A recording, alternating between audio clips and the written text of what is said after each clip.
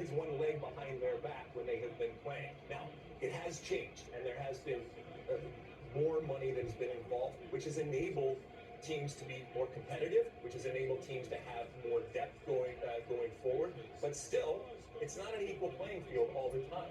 And yet Seattle has found a way, as we said, consistently to go out, even with changes of players, even with changes of coaches, to be one of the elite teams. And in a league like this, that is not easy. It deserves a tremendous amount of praise and credit when you look at the leadership over the years.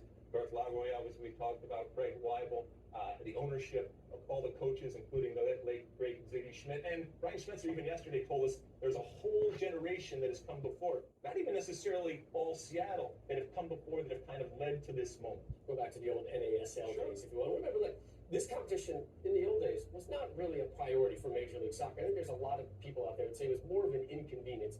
Don Garber and company reprioritized this and said this is something that can make a statement, not just regionally, but beyond North America as well. This will reverberate across the world because, as you mentioned, use it and then tomorrow back to work. First time an MLS club will be off to the FIFA Club World Cup. That tournament location and dates to be determined.